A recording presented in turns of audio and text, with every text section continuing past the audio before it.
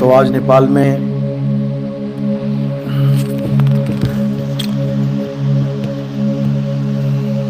मालिक की दया से अच्छा प्रचार हो रहा है। बंदी छोड़ की कृपा है। नेपाल में भी जीव जाग रहे हैं, बहुत अच्छे से जाग रहे हैं। पूरी दया होगी क्योंकि समय आ गया है पूरे विश्व को जगाने का, पूरे विश्व के जागने का। और धीरे धीरे धीरे सारे संसार में इस मूल ज्ञान का परचम लहराएगा। ये मालिक की वाणी है, संतों का आशीर्वाद है, संतों के वचन हैं। जैसा कि मैं बताता ही आ रहा हूं कि हर ग्रंथ में इस समय का पूरा जिक्र है, पूरा खुलासा कर रखा है इस समय के बारे में मालिक की दया से। हर संत ने महिमा गाई है इस समय की कि एक ऐसा समय आएगा जब सारा विश्व एक ज्ञान को अपनाएगा, क्योंकि परमात्मा एक है, भगवान एक है, अल्लाह एक है, वाहिगुरु एक है। लेकिन लोग अज्ञानतावश अनजाने में उसको अलग अलग मान चुके हैं और सब झगड़ा करने में लगे हैं, एक दूसरे को नीचा ऊंचा दिखाने में लगे हैं सब एक ही पिता के बच्चे, एक ही मालिक के बच्चे, लेकिन केवल 52 अक्षरों की वजह से, नाम की वजह से कि अल्लाह अलग है, राम अलग है, वाहिगुरु अलग है, श्याम अलग है, क्योंकि नाम अलग है। नाम अलग है और वस्तु का ज्ञान नहीं है, इसलिए सब झगड़ा कर रहे हैं। पानी का भी नाम अलग है, जल है, वाटर है, नीर है, तोय है, लेकिन झगड़ा नहीं है क्योंकि सबको पता है कि पानी किस तत्व का नाम है, वाटर कैसा होता है, जल कैसा है, नीर तोय कैसा है, इसलिए कोई झगड़ा नहीं है। चाहे वाटर कह के दुकान से ले लो, चाहे पानी कह के ले लो, चाहे जल कह के ले लो, चाहे कैसे ले लो, वहां कोई झगड़ा नहीं है। झगड़ा कहाँ है? राम और अल्लाह के नाम का झगड़ा है। राम वाला सोच रहा है कि अल्लाह पता नहीं क्या चीज है, ये अल्लाह अल्लाह कर रहा है, जबकि भगवान तो राम है। और अल्लाह वाला सोच रहा है राम पता नहीं क्या है, क्यों मान रहे हैं राम को, शरीर को, जबकि वो शरीर को नहीं, वो आत्मा का नाम राम है। तो दोनों में कंफ्यूजन बनी पड़ी है। एक कहता है मैं जय श्री राम नहीं बोलूंगा, क्यों? क्योंकि मैं किसी भी शरीर को अल्लाह नहीं कह सकता, अल्लाह तो निराकार है। और राम वाला सोच रहा है जो दिखाई नहीं देता मैं उसको, उसकी जय बोलूं तो बोलूं कैसे, जिसको कभी देखा नहीं उसकी जय क्यों बोलूं? दुविधा ये है। निराकार और साकार ही दुविधा है। निराकार और साकार, इन दोनों को जिस दिन आपने समझ लिया तो आपकी सारी दुविधा खत्म हो जाएगी। निराकार मानो पानी और साकार मानो बर्फ। अब पानी और बर्फ का झगड़ा है केवल। निराकार का कोई आकार नहीं है, पानी का कोई आकार नहीं है, जिस बर्तन में डालोगे वैसा हो जाएगा। मटके में डालोगे तो गोल शेप में आ जाएगा। कुल्फियां देखी ना, कोई गोल कुल्फी, कोई चाकूर कुल्फी, त्रिकोण कुल्फी, ये कैसे बनती है? जब डाला जाता है इसको जमाने के लिए तो दूध ही होता है, पानी होता है, लेकिन जैसे सांचे में ढाला वैसी ही कुल्फी का शेप बन गई।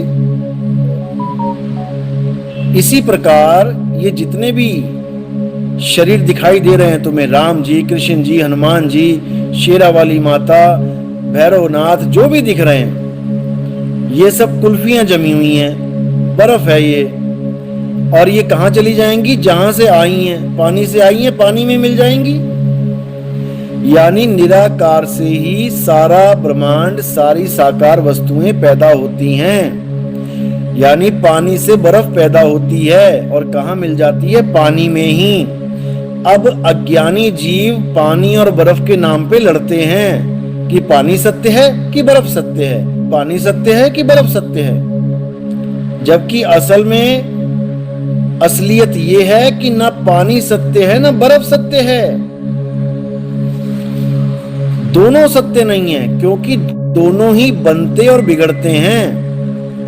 जो लोग ये सोच रहे हैं कि साकार तो बिगड़ जाता है, अरे मेरे भाई, निराकार भी बिगड़ता है, तभी तो साकार उत्पन्न हो रहा है। निराकार से भी तो वो निकल रहा है ना, यानी निराकार भी एक रस कहां रहा, वो भी तो बदल रहा है।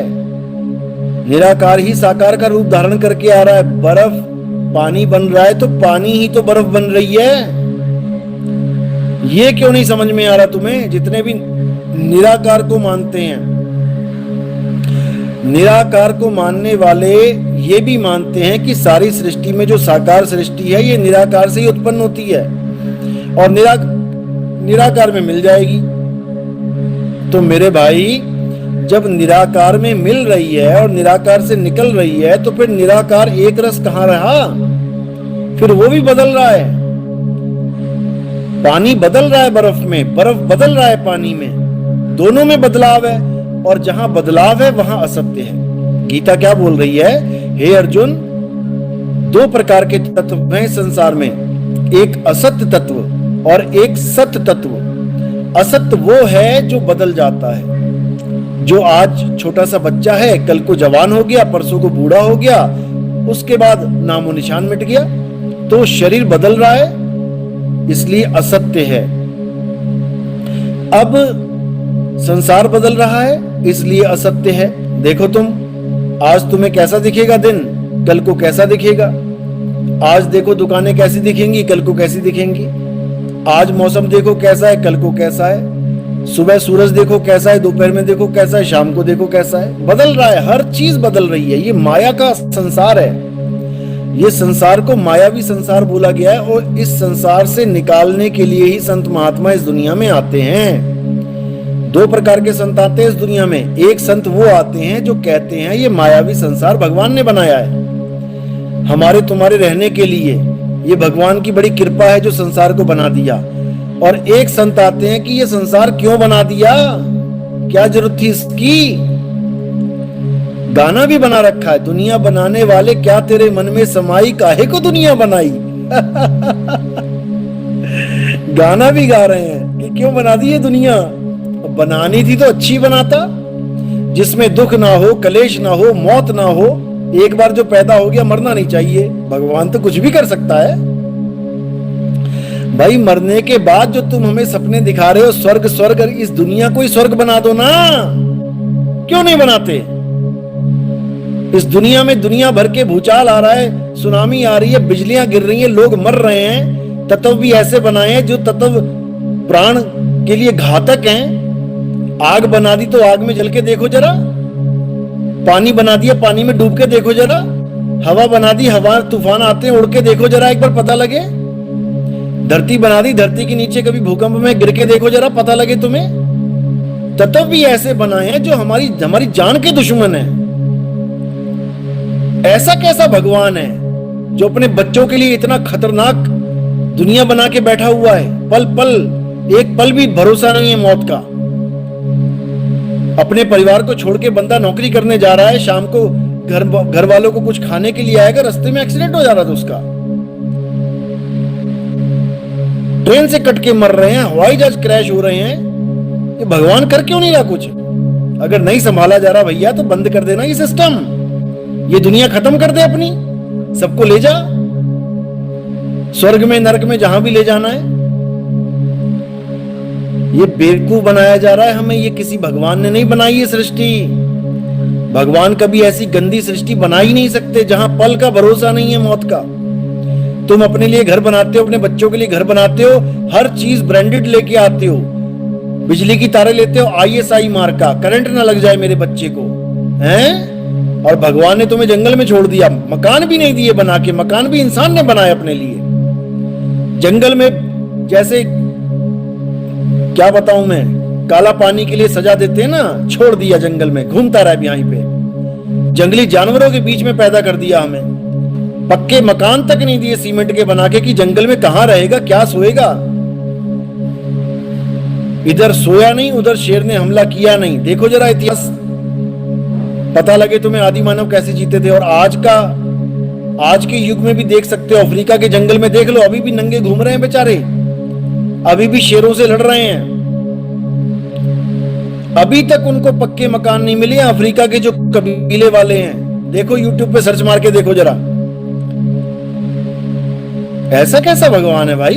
खुद तो रहता है बैकुंठ लोक में, बढ़िया एकदम सोने का महल, सब कुछ बढ़िया, और हमें भेज दिया मृत्यु लोक में।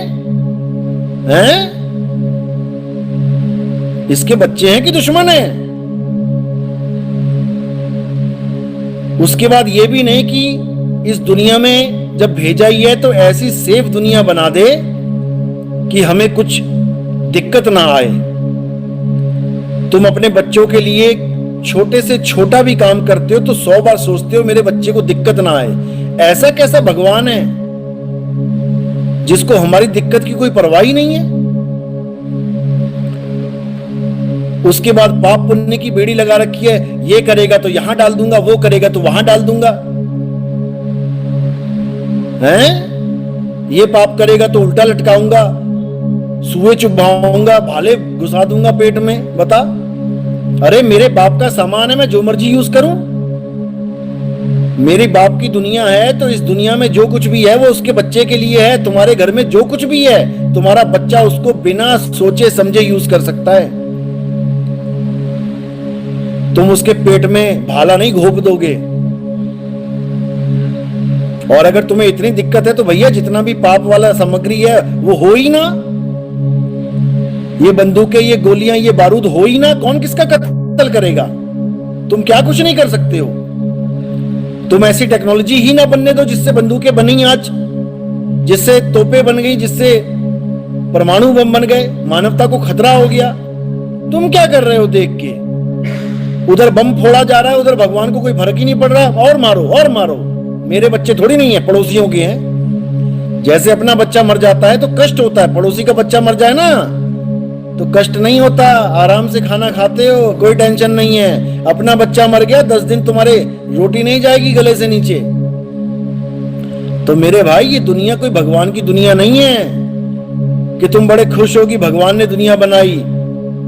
अरे 3 लोक एक जेल है, पाप पुण्य 2 जाल, और सारा जग भोजन बना, खाने वाला काल।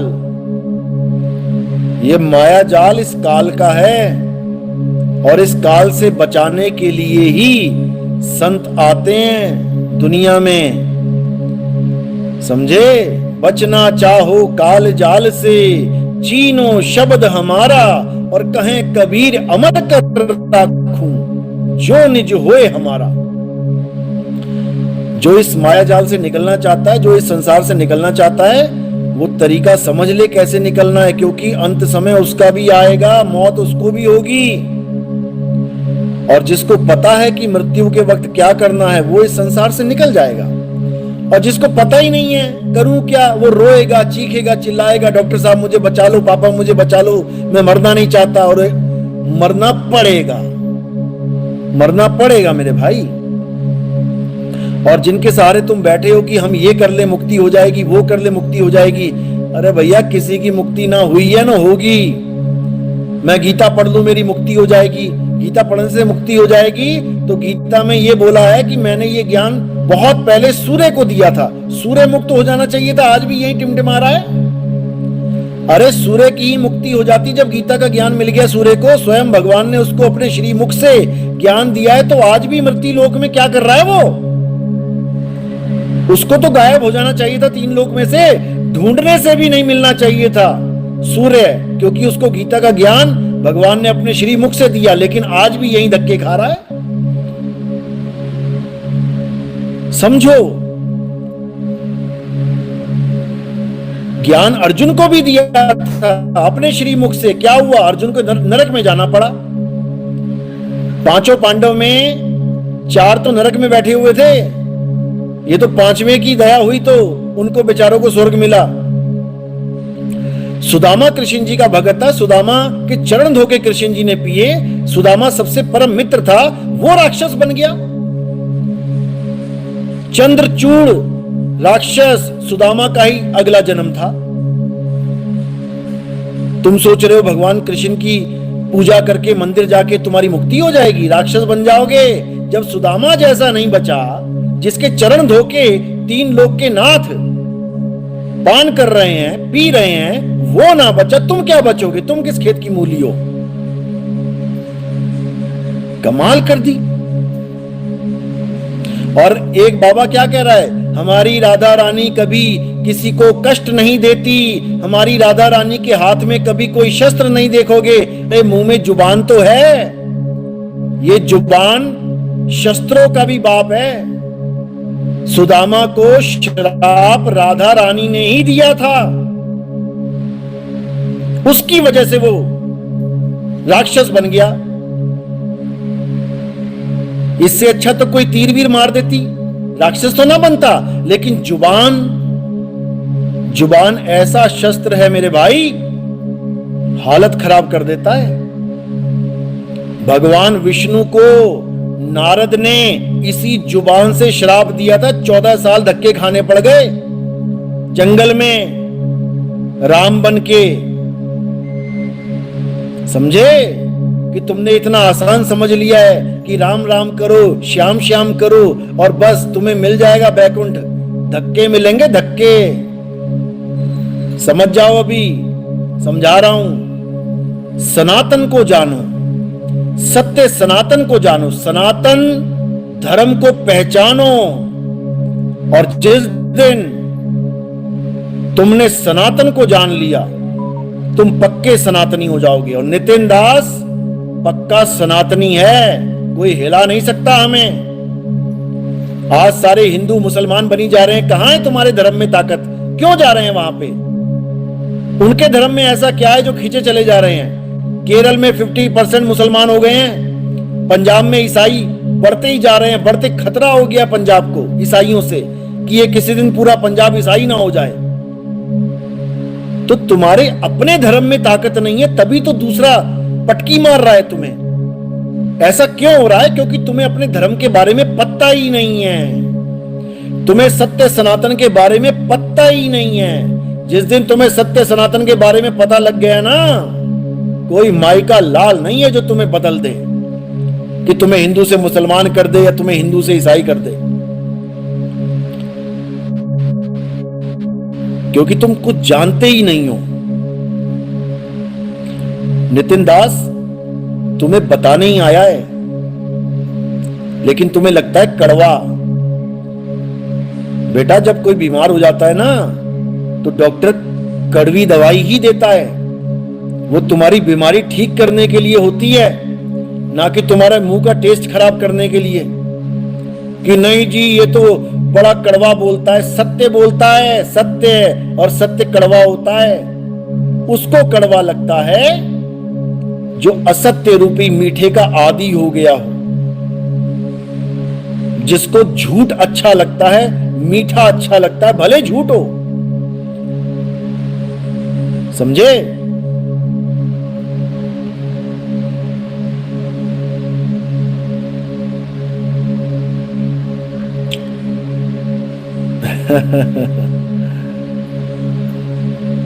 तो मालिक की कृपा जब होती है, तब सत्य सामने आता है। सत्य सामने आता है।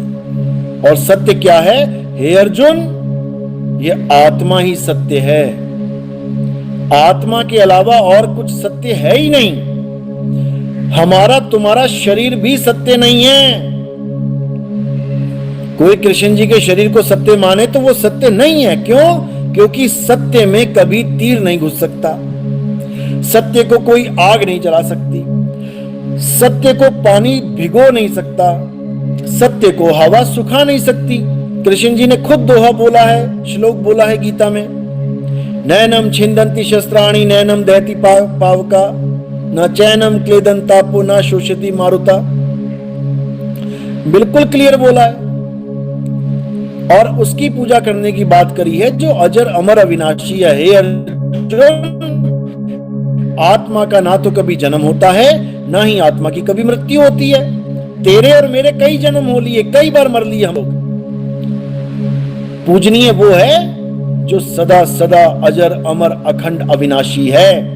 और उसके बारे में अध्याय 2 24वें श्लोक में बिल्कुल क्लियर बता दिया कि आखिर सनातन है क्या।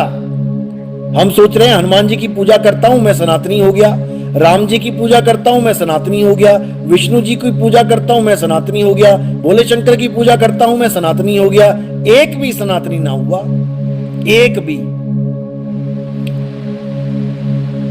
भी सनातनी नहीं है। जो राधे राधे जपे सनातनी नहीं है, जो राम राम जपे सनातनी नहीं है, जो हरे कृष्णा ओम नमः शिवाय कोई भी देवी देवताओं का नाम जपे वो सनातनी नहीं है, नहीं है। सनातनी कौन है? अध्याय 2 24वां श्लोक पढ़ो। क्या कह रहे हैं कृष्ण जी?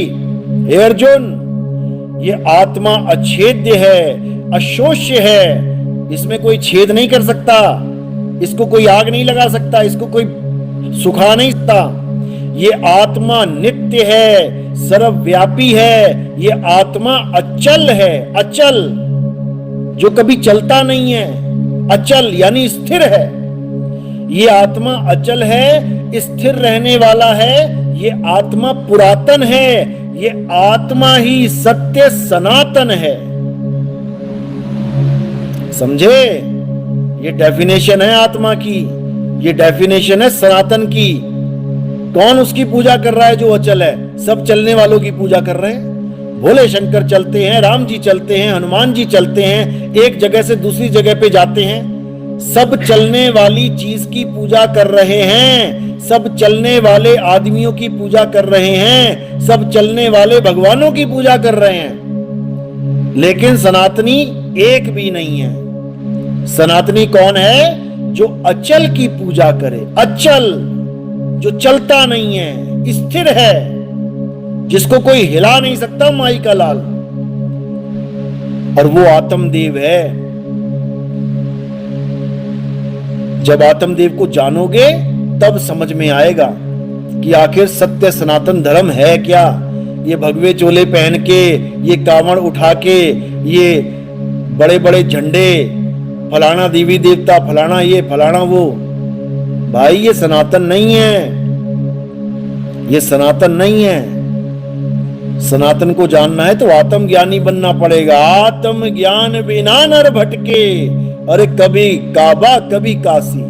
मुसलमान काबे को भाग रहा है कि वहां मिलेगा खुदा मुझे, वहां करूंगा बंदगी, और हिंदू काशी को भाग रहा है, बनारस को भाग रहा है, वहां मर जाऊंगा तो मेरी मुक्ति हो जाएगी। जैसे नेपाल में देवघाट जगह है, बिल्कुल बनारस की तरह, लोग मरने से पहले पहुंच जाते हैं वहां पे कि यहां मेरी मृत्यु हो जाए तो स्वर्ग मिल जाएगा। ऐसा नहीं होता। तुम्हारी मृत्यु चाहे कहीं भी हो, उससे कोई फर्क पड़ता ही नहीं है। तुम्हारे कर्मों के अनुसार तुम्हें स्वर्ग और नरक मिलेगा, और तुम्हारे ज्ञान के अनुसार तुम्हें मुक्ति या बंधन मिलेगा। सिंपल। इससे कोई फर्क पड़ता ही नहीं कि तुम पानी में डूब के मर रहे हो, कि तुम आग में जल के मर रहे हो, कि तुम एक्सीडेंट में मर रहे हो। इससे कोई फर्क पड़ता ही नहीं। अगर तुम पुण्य कर्मी हो तो तुम्हें बढ़िया बढ़िया अच्छे अच्छे जन्म मिलेंगे, तुम पाप कर्मी हो तो तुम्हें 84 में ठोका जाएगा, तुम्हें भिखारियों का जन्म मिलेगा, कोढ़ियों का जन्म मिलेगा, हमेशा दरिद्रता दुख में जन्म गवाओगे।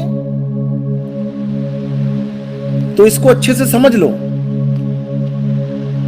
नेपाल राष्ट्र एक हिंदू राष्ट्र है, यहां देवी देवताओं का बहुत सम्मान है, पूजा पाठ करते हैं लोग, लेकिन सनातन को नहीं जान पा रहे हैं। तो अब हमारा एक ही उद्देश्य है कि नेपाल वासियों को सत्य सनातन की पूरी जानकारी दें। माने ना माने वो उनकी मर्जी है, हमारा काम नहीं है मनवाना, हमारा काम है जनवाना। उनको पता लगना चाहिए कि असल में हमारा सत्य सनातन धर्म है क्या। बस आगे उनकी मर्जी है, चाहे तो अपना लें, नहीं तो हिंदू रहें, कोई दिक्कत नहीं है। सतनाम सतनाम। मोहम्मद नबी साहिब जी, वृंदावन में तो 1300 में मिलता है। क्या मिलता है 1300 में भाई?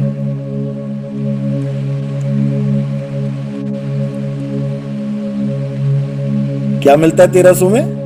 पूरा लिखो ना। मोहम्मद नबी। सतनाम सतनाम। देवेंद्र शर्मा साहिब बंदगी सतनाम। आज के समय में जिस तरह कुछ धर्म के लोग सभी अन्य धर्मों को खत्म कर रहे हैं, आपके अनुमानों अनुयायियों को, उनके अनुयायियों को मार रहे हैं, तो इस पर क्या करना चाहिए? आपका क्या आदेश है? बहुत अच्छा सवाल है भाई। पहली बात तो ये समझ लो कि सनातन धर्म अहिंसा पर टिका हुआ है। वसुधैव कुटुंबकम, सारा परिवार हमारा, सारा संसार हमारा परिवार है। हिंदू है, मुसलमान है, सिख है, ईसाई है, ये सब परिवार है। क्यों? ये सब संसार में रहते हैं। वसुधैव कुटुंबकम यानी पूरा संसार में कोई भी रहता है वो मेरा परिवार है। क्यों? मेरे परमात्मा के ही बच्चे हैं सब। लेकिन अगर वो किसी को हानि पहुंचाते हैं, समझना बात को, अगर मेरे ही परिवार का कोई मेंबर, ताकतवर मेंबर, मेरे ही परिवार के किसी गरीब मेंबर पर अत्याचार कर रहा है, तो हमारा धर्म यह कहता है कि उसकी रक्षा होनी चाहिए। वहां पर तुम्हें तलवार भी उठानी पड़ेगी तो तुम उठाओ। सनातन धर्म प्रेम का धर्म है, दया का धर्म है, लेकिन बुजदिली का धर्म नहीं है कि सनातन धर्म में आके तुम बुजदिल हो जाओगे, नपुंसक हो जाओगे, किन्नर हो जाओगे। बिल्कुल नहीं। सनातन धर्म एक ऐसा धर्म है जो खुद को तो बचाता ही है, मजलूमों को, गरीबों को, जो कमजोर हैं उनकी भी रक्षा करता है। याद रखो, कोई प्रेम से अपना ज्ञान समझा रहा है और सामने वाला उसी प्रेम से उसके धर्म को अपनाना चाहता है, तो हमारे भारत में कोई बंदिश नहीं है। कोई भी हिंदू मुसलमान बन सकता है, कोई भी मुसलमान ईसाई बन सकता है, कोई भी ईसाई जैन, बौद्ध या हिंदू बन सकता है। धर्म निरपेक्षता हमारे देश में है। लेकिन अगर कोई औरंगजेब की तरह, जैसे औरंगजेब आया था, जबरदस्ती मुसलमान बनाएंगे, तो भाई ये हमारे यहां अलाउड नहीं है। जो भी उस देश का कानून कहता है, ये नहीं तुम गर्दन काट दो किसी की, उस देश का जो कानून कहता है उसके ऊपर कानूनी कार्रवाई होनी चाहिए। समझ लो। तलवार उठाने का मतलब ये नहीं कि तलवार ही उठा लो सीधे। तलवार उठाने का मतलब है विरोध। विरोध करो, कानून के हिसाब से करो। पुराने जमानों में तलवारें उठाई जाती थी क्योंकि उस वक्त ऐसे कानून नहीं थे। उस वक्त राजा ही कानून था। जो राजा कह देता था वही कानून होता था। तो राजा मैटर देखता था कि हाँ ऐसा ऐसा हुआ और उसने मजबूरी में तलवार से उस बंदे का कत्ल कर दिया, तो राजा मैटर को समझते हुए उसको बाइज्जत बरी कर देता था। इसी प्रकार वो दिन कुछ और थे। आज तुम तलवार उठाओगे, पहले तुम ही जेल में जाओगे। तो इसलिए पहले कानून को, कानून के हिसाब से आपने चलना है।